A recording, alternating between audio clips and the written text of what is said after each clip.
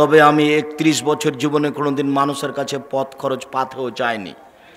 তারপরে আমার ভিতরে সন্দেহ কাজ করে, মানুষ যে টাকা পয়সা আমাকে দিয়েছে এটা কি বিচারের মাঠে আমাকে জবাব দিতে হবে? যদি জবাব দিতে হয় তখন কি হবে? যার কারণে দু একটা টাকা পয়সা এখন যা পাই তা প্রায় প্রতিষ্ঠানে খরচ করি, যে দুটা মিলে যদি বাঁচা যায়। আবার আশা করছি যদি এটাতে একটাতে টিকতে না পারি তো মানুষজন যে আমার কথা মেনে চলে, ওরা যে নেকি করছে ওখান থেকে কিছু পেয়ে যদি বিচারের মাঠে টিকতে পারি, কোনো রকম করে পার হওয়ার ব্যবস্থা হবে কি না আল্লাহ ভালো জানে। তুমি সর্বশক্তিমান, মানুষ হিসেবে কিছু ভুল ত্রুটি থাকলে তুমি মাফ করো। তোমাকে বিশ্বাস করি, ইন্নাকা আলা কুল্লি শাইইন কাদির, তুমি সর্বশক্তিমান। মানুষ হিসাবে দীর্ঘ 31 বছর ধরে দিনের নামে যেটুকু বললাম সেটুকু আমি সত্য বলে বলেছি। আমি কোথাও বুঝতে ভুল করেছি, আমি ত্রুটিপূর্ণ বলেছি এমনটা আমার মনে বলে না। আমার সন্দেহ কোনো সময় কাজ করে না যে আমি মনে হয় মানুষকে ভুল বলেছি। এরপরেও যদি কোথাও ভুল থাকে তাহলে তুমি মাফ করো। আমি মানুষ হিসাবে কোনোদিন আমার একটা পদক্ষেপ এক পা আমি স্বার্থ নিয়ে ফেলেছি তা আমার মনে বলে না। কোথাও যদি স্বার্থ থেকে থাকে তাহলে তুমি আমাকে মাফ করো। আমি স্বার্থ বুঝতে পারিনি। আমার বাপের ওই সব কথা মনে পড়ে। আমার বাপ যখন আমার কাছে পত্র লিখে পাঠাতেন, আমার ছোট বোন দিয়ে লিখতেন, আমার বাপ অক্ষর চিনতেন না। কাগজে লেখা থাকতো কালাই বিক্রি এত টাকা, সরিষা বিক্রি এত টাকা, ধান বিক্রি এত টাকা, তোমার কাছে 1000 টাকা পাঠালাম। আমার বাপ নিরক্ষর মানুষ, এই টাকাটা নিয়ে ইন্ডিয়া গেছেন। ইন্ডিয়া গিয়ে দালালদের ধরে টাকাটাকে ইন্ডিয়ান করেছেন। 1000 টাকা 400 টাকা পেয়েছে। ও কি বলেছে সেটা আমার আব্বা বুঝেন না। তাকে আবার বলেছে এই টাকাটা আমার ছেলের কাছে পাঠাতে হবে। ও যে কি লিখেছে সেটা আমার বাপ বুঝতে পারেননি। আমি বলি যে এর বিনিময়ে তুমি দিতে পারো, পৃথিবীর কেউ পারে না। কোনো ভুল ত্রুটি থাকলে তুমি তাকে মাফ করো। তুমি সর্বশক্তিমান, ইন্নাকা আলা কুল্লি শাইইন কাদির, তুমি সব কিছু করতে পারো। যার জন্য জামিয়া সালাফিয়ার ব্যাপারে আপনাদেরকে আমি বলি, জামিয়া সালাফিয়া আপনাদের কাছে আমানত থাকছে। আমি দিনরাত দোয়া করছি তুমি জামিয়া সালাফিয়া কবুল করো। আমি এর পিছনে শ্রম দিয়েছি, আমি এটা চালাতে নিজে সক্ষম নই, আমি এটা নিজে নিনি। এটা তুমি চাপিয়ে দিয়েছো, তুমি দেখিও। জাতিকে আমি বলে যাচ্ছি যদি কারো দ্বারা ক্ষতি হয় জব তাকে দিতে হবে। আমি এক সন্ধে খেলে আমি তার টাকা দিয়ে দিই। আমি আপনাদের জামিয়া সালাফের কোনো সুবিধা ভোগ করি না। এদেশে আপনার বাড়ির পাশে যেটা জামিয়া সালাফে হাঁটাবো হাঁটাবো, এটা এখন প্রায় 50 বিঘা জমির উপরে অবস্থান করে। আর যেটা রাজশাহী ডাঙ্গিপাড়া সেটা প্রায় 24-25 বিঘা জমির উপর অবস্থান করে। দুই প্রতিষ্ঠানে এখন 4000-এর বেশি ছেলে মেয়ে, তার 300 এতিম, বহু ছেলে মেয়ে অসহায়, তারা শিক্ষা অর্জন করছে। আপনাদেরকে আমি সহযোগিতার কথাটা বলিনি, দোয়া করতে বলেছি। আপনার বাড়ির পাশে যেটা হাঁটাবো বিরহাবাটাও, এতে মসজিদের জন্য জমি ক্রয় করেছি 200 শতক।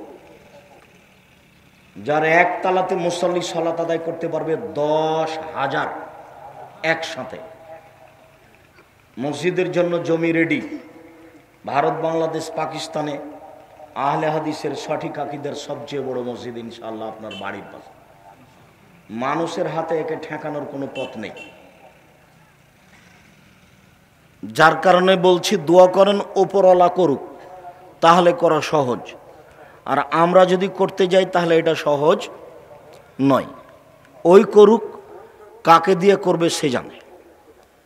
আমি মানুষ হিসাবে আপনাকে বলেছি যে আপনার 10টা টাকা ছাড়া জামিয়া সালাফের কোনো কাজ হয়ে যাক এটা আমি চাই না। কেন? পতিতালয়ের মহিলা যদি কুকুরকে পানি পান করে জান্নাত পেতে পারে, তাহলে জামিয়া সালাফিয়াতে আপনার 10টা টাকা দানের বিনিময়ে আপনার জান্নাত হতে পারে। এটা আমার দৃঢ়তা কাজ করে, কেননা আমি এর পিছনে কোনো স্বার্থ বুঝতে পারি না, কোনো অপছন্দ পরিকল্পনা বুঝতে পারি না, কারো ছোট করা কাউকে খাটো করা কোনো পরিকল্পনা বুঝতে পারি না। সম্মানিত দিনী ভাই বোন, ইন্না সাখরাতা লাযীমা লা তুলকা মিন শাফিরে জাহান্নাম, বিশাল একটা পাথর খণ্ড যদি জাহান্নামের মুখের উপরে ছেড়ে দেওয়া হয়, তাহলে নিচে পৌঁছিতে সময় লাগবে 70 বছর। 1 কোটি মণ ওজনের পাথর যদি 1 ঘন্টা নিচে যায় কত কিলো যেতে পারে? যদি 24 ঘন্টার নিচে যায় কত কিলো যেতে পারে? একটু পানি দিয়ে তো। যদি 1 মাস নিচে যায় কত যেতে পারে? যদি 1 বছর নিচে যায় কত যেতে পারে? 70 বছর যদি নিচেতে যেতে থাকে, তাহলে জাহান্নাম কত গভীর।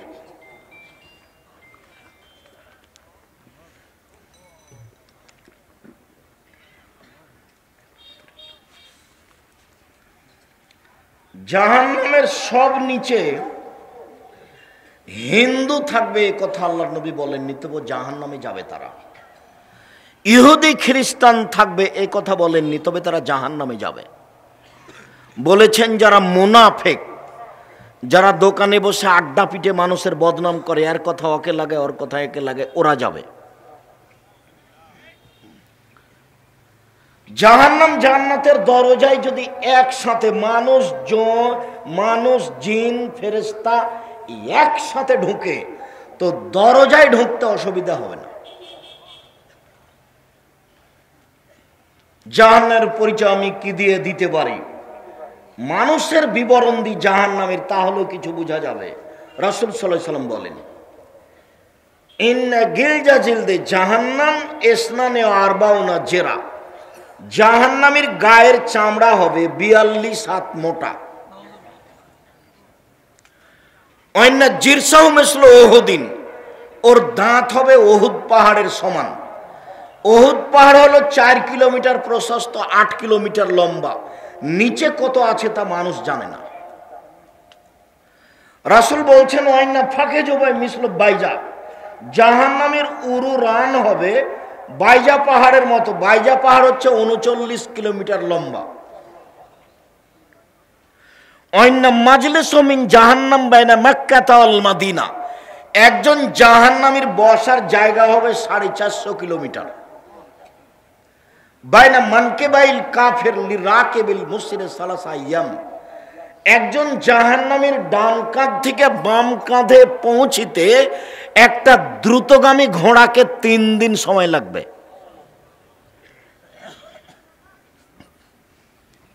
পৃথিবীর জন্ম থেকে নিয়ে কিয়ামত পর্যন্ত যত মানুষ এসেছে, যত মানুষ আছে, যত মানুষ আসবে, সবার প্রতি 1999 জন লোক জাহান্নামে যাবে। একজনের বসার জায়গা যদি 450 কিলোমিটার হয়, প্রতি 1999 জন লোক যদি জাহান্নামে যায়, তাহলে জাহান্নাম কত বড়।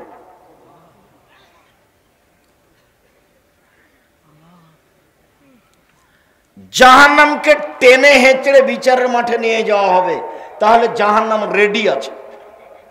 কেন রেডি তো আছে? শুনেননি? ওই যে আল্লাহ রাসূল বলছেন, আমি স্বপ্নে জান্নাত দেখলাম, জাহান্নাম দেখলাম।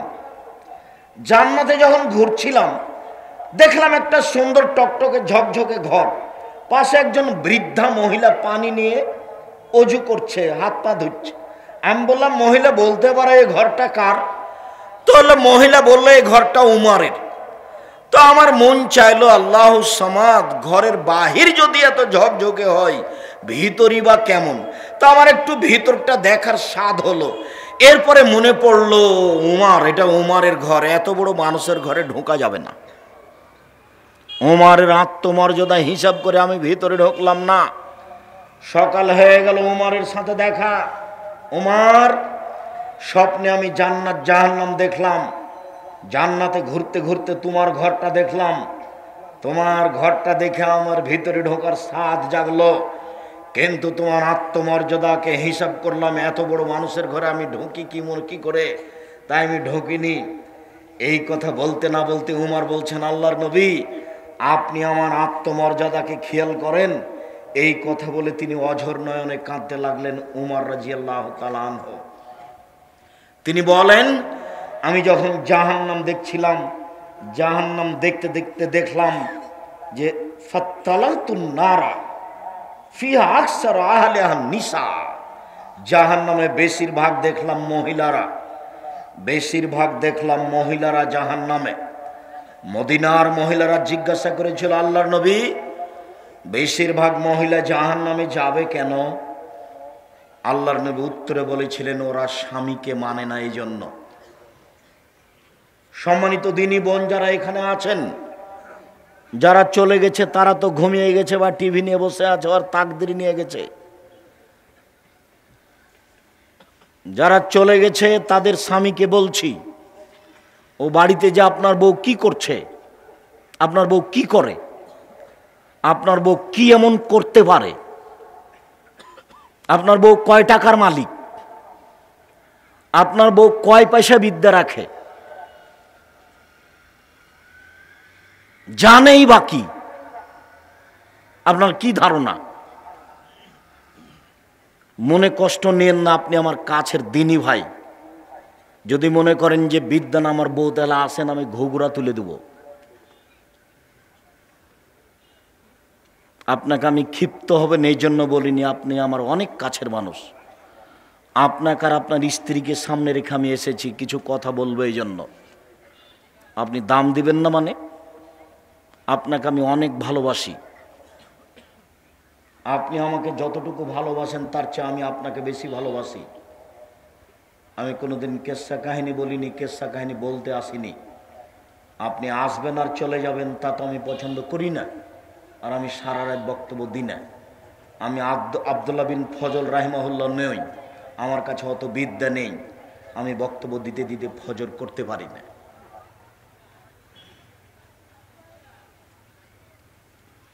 দোকানপাটে বসে না থেকে বউ বাড়িতে চলে গেছে, তাকে মোবাইল করে বলে দেন যে উঠে বসো, কান লাগিয়ে কথা শোনো, আপনার জন্য আর আপনার স্ত্রীর জন্য আমি এসেছি। এই মেয়ে শোনো, গল্প করো না। আল্লাহ রাসূল বলছেন, মহিলাদের জন্য জান্নাতের সব দরজা খোলা যখন তারা 4টা কাজ করবে। 1, 5 ওয়াক্ত সালাত আদায় করবে। 2, রমজান মাসে সিয়াম রোজা থাকবে। 3, স্বামীকে মেনে চলবে। 4, জেনায় লিপ্ত হবে না।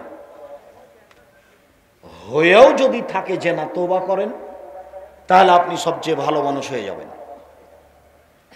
4টা কাজ করেন, জান্নাতের সব দরজা খোলা। আমি বলিনি, মুহাম্মদ সাল্লাল্লাহু আলাইহি সাল্লাম বলেছেন। স্বামীকে মেনে চলা তার একটা আছে। আল্লাহ রাসূল বলছেন, আমি জাহান্নামে তাকিয়ে দেখলাম শুধু মহিলা আর মহিলা, মহিলা আর মহিলা। তো মদিনার মহিলারা জিজ্ঞাসা করলো, আল্লাহর নবী মহিলারা বেশি জাহান্নামে কেন? তো উত্তরে বললেন যে স্বামীকে মানে না এই জন্য। তো কি হলো কথা বলেন দেখি। এবার আল্লাহ রাসূল বলছেন যে মহিলাদের জন্য জান্নাতের সব দরজা খোলা। কি করতে পারলে? 4টে। 1, 5 ওয়াক্ত সালাত। 2, রমজান মাসে সিয়াম রোজা। 3, স্বামীকে মেনে চলা, তিতা লাগলেও মিঠা লাগলেও মেনেই চলতে হবে, নইলে খোলা করে সংসার ত্যাগ করতে হবে। মাস মাস, সপ্তাহ সপ্তাহ, বছর বছর স্বামীর সাথে কথা বলবেন না, আর স্বামী 1 গ্লাস পানি চাইলে ওদিক দিয়ে হেঁটে চলে যাবেন। এই সংসারের দাম নাই। এই সংসার না করে নিজেকে খোলা করে নিয়ে নিজে বাঁচেন। আর সংসার স্বামীর সাথে করলে যতই খারাপ লাগুক তাকে মেনেই নিতে হবে। আর আপনাকে বলি, যখন তখন ওই স্ত্রীকে নিন্দা করিয়েন না, ওর বাপের বাড়ির কথা বলে কিছু বলিয়েন না, ওর রং চেহারা বলে কিছু বলিয়েন না। এটা হলো নোংরা আচরণ। তোর বাপ এই, তোর মা এই, তোর রং এই। বিবাহ করেছেন, সংসার করছেন, তার সাথে মিলামিশা করেন, তার এত নিন্দা করেন কেন? স্বভাব কেন এমন? তার এত নিন্দা করবেন কেন? যাকে নিয়ে সংসার করেন, যে রান্না বান্না করে দেয়, যে ঘর বাড়ি ঠিক করে দেয়, যে বাড়ির সব কিছু গুছায়, তার এত নিন্দা করেন কেন? তার বাপকে তুলে কথা বলেন কেন? তার মাকে তুলে কথা বলেন কেন? কেন গালি দিবেন? কেন গালি দিবেন? আল্লাহ নবী বলছেন, আমি জাহান্নামের দিকে তাকিয়ে দেখলাম বেশিরভাগ মহিলা। আবু হুরায়রা রাদিয়াল্লাহু তাআলা আনহু বলেন, সিনফান মিন আহলিল নামারাহুমা, শোনো, আমার উম্মতের দুই শ্রেণীর মানুষ জাহান্নামে যাবে, আমি তাদের দেখিনি। আমার উম্মতের দুই শ্রেণীর মানুষ জাহান্নামে যাবে, আমি তাদের দেখিনি। এক কওমুন মাহুম সিয়ার, এক শ্রেণীর মানুষের হাতে থাকবে লাঠি। এজরিবুনা বিহান নাস, লাঠিটা হবে গাভীর লেজের মতো, একদিক মোটা একদিক চিকন। এ দিয়ে তারা মানুষকে মারবে। যারা মারামারি করে, যারা জুলুমবাজি করে, যারা মানুষকে জেল হাজতে দেয়, যারা মানুষের জমি জোর করে দখল করে, যারা মানুষের দোকানপাট জোর করে দখল করে নেয়, এরা জুলুমবাজ, এরা লাঠি ব্যবহার করে, এরা জেল জুলুম ব্যবহার করে, এরা জাহান্নামে যাবে। ক্ষমতা টিকবে না। দুই, নিশাউন মহিলা, কাশে এতন কাপড় পরে থাকে আর এতন উলঙ্গ। মমিলাতুন মায়লাতুন, পুরুষকে নিজের দিকে আকৃষ্ট করে, তারা নিজেরা আকৃষ্ট হয়। রৌসনা কাসনেওয়াতিল বক্তিল মায়লা, তাদের মাথা হলো বক্র বদ উটের নেই, চুল লম্বা লম্বা করে, ছোট ছোট করে, খাটো করে ছেড়ে রেখেছে, ঢং করে মাথা হেলিয়ে দুলিয়ে রাস্তার এই ধারে ওই ধারে যাচ্ছে চলছে, ভাঁজ করে কথা বলছে। এসব মহিলারা জাহান্নামে যাবে। যার কারণে বেশিরভাগ মহিলা জাহান্নামে। তিন শ্রেণীর মানুষ জাহান্নামে যাবে। এক, মদমেনুল খামর, যারা নিয়মিত বিড়ি তামাক জর্দা সিগারেট গুল নেশাদার দ্রব্য খায় পান করে তারা। দুই, আর রাজলাত মিনান নিসায়ে, পুরুষের বেশধারী নারী, যারা পুরুষের জুতা স্যান্ডেল পরে, যারা পুরুষের শার্ট প্যান্ট পরে, যারা পুরুষের পোশাক পরে, এরা জাহান্নামে যাবে। তিন, দায়ুস আল্লাযী কুরফি আলাল খাবাসা, যে তার বাড়িতে বেহায়ের সুযোগ দিয়েছে, নগ্ন পোশাক পরে মেয়ে স্কুল কলেজে যায়, নগ্ন পোশাক পরে স্ত্রী ভ্যানিটি ব্যাগ নিয়ে হাটে বাজারে যায়। কই, আমরা তো কোনোদিন হাটে বাজারে যাই না, তো আমরা তো বেঁচে আছি। কোনোদিন আমাদের বাজারে যাওয়া লাগে না মহিলা মানুষকে, তো আমাদের তো চলছে। জীবনেও কোনোদিন যায়নি। যাওয়া যদি শুনি তাহলে তো অজ্ঞান হয়ে যাও। ইন্না লিল্লাহি ওয়া ইন্না ইলাইহি রাজিউন, এই কি কথা?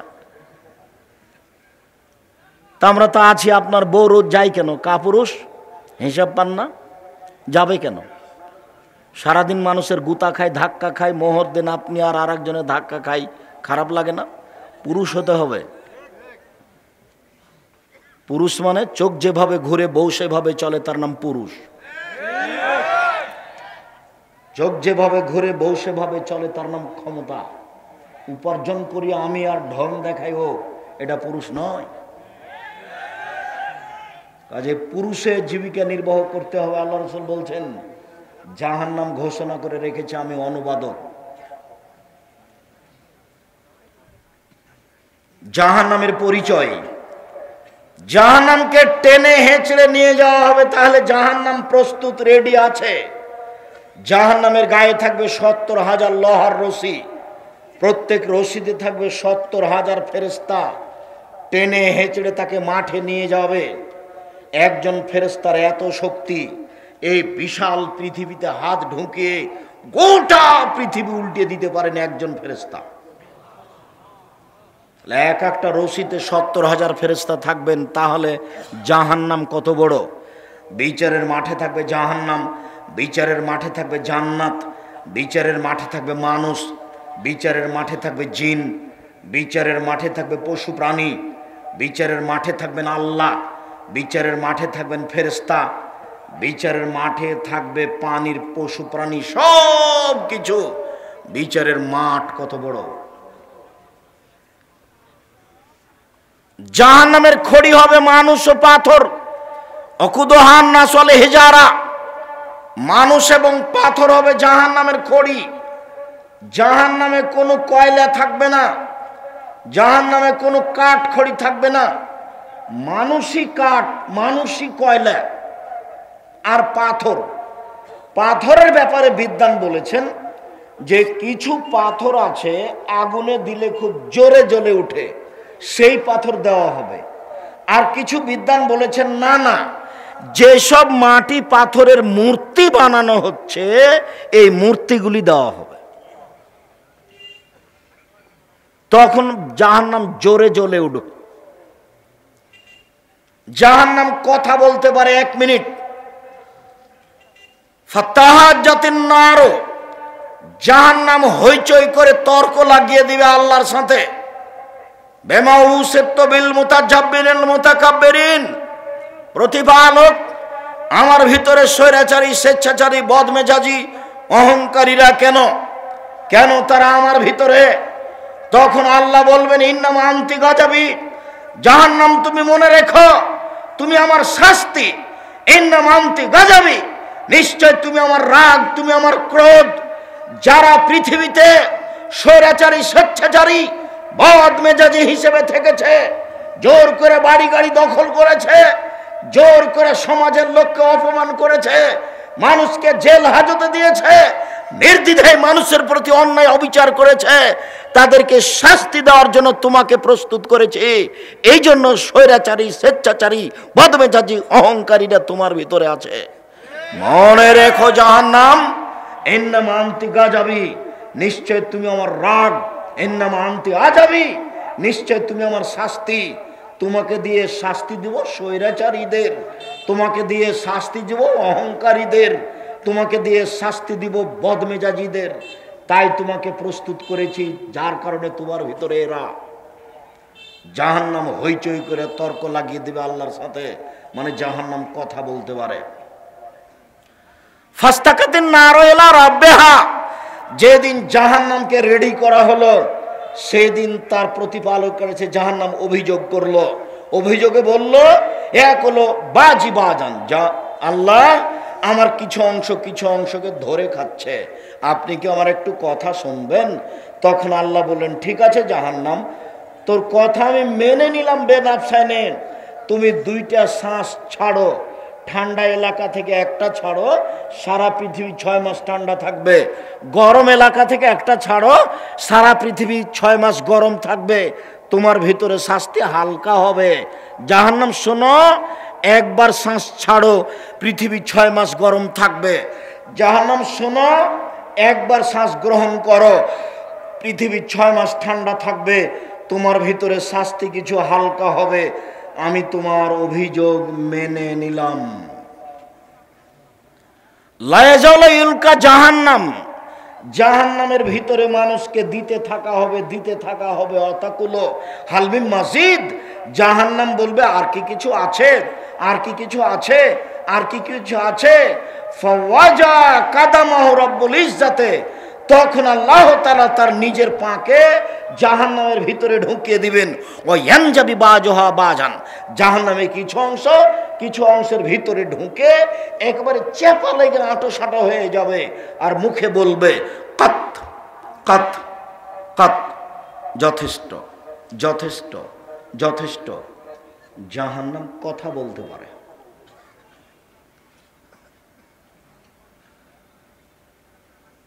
জাহান্নামীদেরকে বেঁধে নিয়ে যাওয়া হবে। খুজুহ ফাগুল্লুহ সুমাল জাহিমা সাল্লুহ, এদের ধরো, এদের শিকল বন্দি করো, এদের টেনে হেঁচড়ে মুখের ভরে উল্টিয়ে ফেলে দিয়ে টেনে নিয়ে যাও। এটা হলো অবস্থা। বিচারের মাঠ থেকে কি পালিয়ে যাবে? পিছন দিকে হাত বাঁধা হবে কেন? অপমান করার জন্য। রংপুর গাইবান্ধা পলাশবাড়ির মুজিবুর বিএসসি বলেছিলেন আমার হাতে হাত কড়া দেওয়া লাগবে না, আমি নিজেই যাব জেলে। জাতি দেখবে আবার হাতে হাত কড়া দেওয়া আছে, এটা আমি সহ্য করি না, আমি নিজেই হেঁটে হেঁটে চলে যাব। বড় বড় শক্তিশালী ক্ষমতাধরদের হাত পিছনে বাঁধা থাকবে, ফেরাউনের হাত পিছনে বাঁধা থাকবে, কেউ খুলতে পারবে না। অপমান করার জন্য হাত পিছনে বাঁধা থাকবে। জাহান্নামের উল্লেখযোগ্য শাস্তি হলো জাক্কুম কাঁটাযুক্ত গাছ, জাহান্নামের আগুনের ভিতর থেকে গজিয়ে উঠছে ওপরে। ওতে আবার ফল হয়, ফল হলো শয়তানের মাথার মতো। আমরা তো শয়তানকে দেখিনি, তার মাথা যে কেমন। আল্লাহ এইটা বলে আমাদের কি বুঝালেন যে জাক্কুম গাছের ফল হলো শয়তানের মাথার মতো? তো সব বিদ্বান বলেছেন শয়তানের মাথা মানে খারাপ, শয়তানের মাথা মানে খারাপ, শয়তানের মাথা মানে খারাপ।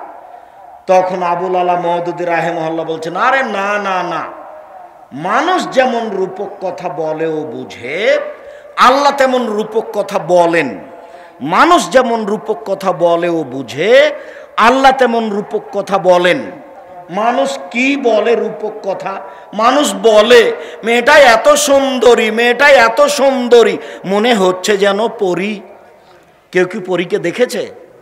তবু বলে ও বুঝে। মেয়েটা এত কুৎসিত, মেয়েটা এত কুৎসিত, মনে হচ্ছে যেন পেতনি। কেউ পেতনিকে দেখেছে? দেখেনি, কিন্তু বলে ও বুঝে। মানুষ বলে লোকটা এত ভালো, লোকটা এত ভালো, মনে হচ্ছে যেন ফেরেশতা। কেউ ফেরেশতাকে দেখেছে? তবুও মানুষ বলে ও বুঝে। আবুল আলা মওদুদি রাহিমাহুল্লাহ বলছেন, আরে না না, আল্লাহ রূপক কথা বলেন, সেটা হলো এইটা, আমরা এটা বলি না। আমরা বলছি বিদ্বান যেটা বলেছেন সেটাই, শয়তানের মাথা মানে খারাপ। বাকি অংশ রেখে দিলাম জাহান্নাম থেকে বাঁচার জন্য। এই ছেলেরা, এই সবাই প্রস্তুত হও। মুরব্বী আপনারা একটু প্রস্তুত হন। যারা দোকানপাটে আছো তারা কিছুক্ষণের জন্য এদিকে লক্ষ্য করো। দিনী বোনেরা, আপনারা যারা যেখানে আছেন একটু খেয়াল করেন, পাশে কেউ ঘুমিয়ে থাকলে তাকে জাগিয়ে দেন।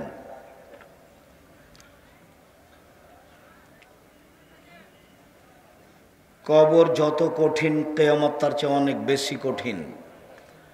কিয়ামত যত কঠিন, জাহান্নাম তার চেয়ে অনেক অনেক অনেক বেশি কঠিন। জাহান্নাম থেকে বাঁচার জন্য 1 নম্বর দোয়া, আল্লাহুম্মা জিরনি মিনান নার। আল্লাহ তুমি আমাকে জাহান্নাম থেকে বাঁচাও। কয়বার? 3 বার। আমি 3 বার বললে জাহান্নাম কি বলবে আল্লাহকে? আল্লাহ তুমি তাকে আমার থেকে জাহান্নাম থেকে বাঁচাও। 2, সালাম ফিরার পূর্বে বলবেন, রব্বানা আতিনা ফিদ দুনিয়া হাসানাতাও ওয়া ফিল আখিরাতি হাসানাতাও ওয়া কিনা আযাবান নার। আল্লাহ তুমি ইহকালে কল্যাণ দাও, পরকালে কল্যাণ দাও, তুমি আমাদেরকে জাহান্নাম থেকে বাঁচাও। সালাম ফিরার পূর্বে বলবেন 3, আল্লাহুম্মা ইন্নী আউযু বিকা মিন আযাবি জাহান্নাম। হে আল্লাহ, তোমার কাছে আমি জাহান্নাম থেকে বাঁচতে চাই। ওয়া আউযু বিকা মিন আযাবিল কবর। তোমার কাছে আমি কবরের শাস্তি থেকে বাঁচতে চাই। ওয়া আউযু বিকা মিন ফিতনাতিল মাসিহিদ দাজ্জাল। তোমার কাছে আমি দাজ্জালের বিপদ থেকে বাঁচতে চাই। ওয়া আউযু বিকা মিন ফিতনাতিল মাহিয়া ওয়াল মামাত। ইহকালের বিপদ, পরকালের বিপদ থেকে তোমার কাছে বাঁচতে চাই। ইহকালের বিপদ হতে বাঁচতে চাই, পরকালের বিপদ হতে বাঁচতে চাই। ওয়া আউযু বিকা মিনাল মাসামাল মাগরাম। বাঁচতে চাই তোমার কাছে বড় পাপ হতে, বাঁচতে চাই তোমার কাছে ঋণ কর্য হতে, বাঁচতে চাই তোমার কাছে বড় পাপ হতে, বাঁচতে চাই তোমার কাছে ঋণ কর্য হতে। 4, 5, আল্লাহুম্মা কিনি আযাবাক ইয়াওমা তাবাসু ইবাদাক। আল্লাহ, বিচারের দিন তুমি আমাকে জাহান্নাম থেকে বাঁচাও।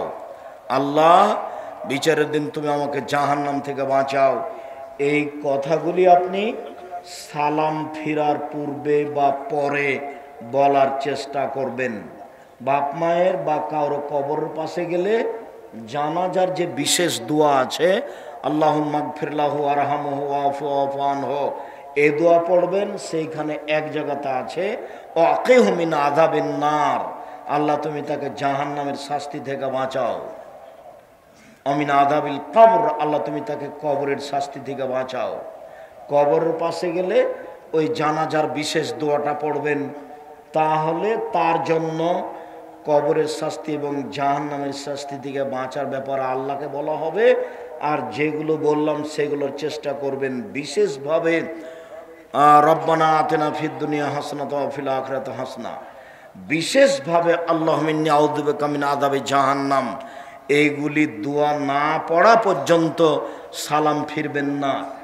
আর শেষে আছে সালাম ফেরার পূর্বে আর একটা পরামর্শ, বলেন তো সেটা কি? জাযাকাল্লাহ খায়ের, বারাকাল্লাহ। রব্বির হামহুমা কামা রাব্বায়ানি সাগীরা। বাড়িঘর জমি জায়গা সব কিছু ভোগ করছি, তার জন্য একটু বলি, রব্বির হামহুমা কামা রাব্বায়ানি সাগীরা। হে আমার প্রতিপালক, তুমি আমার বাপ মাকে দেখো বাল্য অবস্থায় আমাদের যেভাবে দেখেছিল। সম্মানিত দিনী ভাই বোন, আলোচনার শেষে এসে আবারও জরুরি কথা, মানুষের জীবনে সবচেয়ে দামি কাজ। এই ছেলে, তুমি মাসিক আল ইতিসাম পত্রিকা না নিয়েই যাবা? আমি বুঝলাম না তুমি আমাকে কিভাবে ভালোবাসো। আমার জীবনে যেটা সবচেয়ে বড় সাধনা সেটা হলো জামিয়া সালাফিয়া। আমার জীবনে অন্য কিছু লাগে না। আর জামিয়া সালাফের মুখপাত্র পত্রিকা হচ্ছে মাসিক আল ইতিসাম পত্রিকা। আমি যখন শুনবো যে আপনি মাসিক আল ইতিসাম পত্রিকা পড়েন, তখন আপনার উপরে আমার যে আন্তরিকতা তা আপনাকে আমি বুঝাতে অক্ষম। ওর পিছনে কত খরচ আছে আর কত শ্রম ব্যয় আছে, যদিচ দাম বেশি নয়। তো আমি শেষ করতে না করতে তুমি উঠে চলে যাচ্ছ, তার মানে মাসিক আল ইতিসাম পত্রিকার উপরে তোমার অনীহা আছে? 20, 25, 30 টাকা দিয়ে সেটা কিনতে তোমার ভারী লাগবে কেন? সলাতের উপরে, নামাজের উপরে বইটা আমিও লিখেছি, এটা আমার জীবনে স্বাদ ছিল। আর নতুন যেটা বই সেটা বের হয়েছে পোশাকের উপরে বই বের করেছি আমি নিজে। আপনি আব্দুল্লাহকে অনেক ভালোবাসেন, আব্দুল্লাহর বই পড়েন, মিন্নাতুল বারি, রেজেক, কিন্তু আমি যেগুলো লিখেছি সেগুলোকে একটু মূল্যায়ন করেন। কে বড় ক্ষতিগ্রস্ত, কে বড় লাভবান, আদর্শ পরিবার, আদর্শ নারী, আর মহিলাদের জন্য কেন এই নির্যাতন, কি তার প্রতিকার, আরও অনেক কিছু। তো যেটা আমি শেষে বলতে চাইলাম সেটা হলো এই জাহান্নাম থেকে বাঁচার ধারাবাহিক যে কথা বললাম সেইগুলি মূল্যায়ন করেন। আর জামিয়া সালাফিয়ার জন্য দোয়া করবেন, আল্লাহ যেন কবুল করেন। বায়তুল হাম জামে মসজিদের জন্য দোয়া করেন, আল্লাহ যেন কবুল করেন। আমি আপনাদের জন্য দোয়া করি, আল্লাহ যেন আপনাদেরকে হেফাজতে রাখেন, আপনাদের ব্যবসা বাণিজ্য অর্থ সম্পদে যেন বরকত দান করেন। আর আপনারা সবাই স্টেজ থেকে বইগুলি নিয়ে যাবেন। ও আব্দুল্লাহ রাম্মার ওই কবর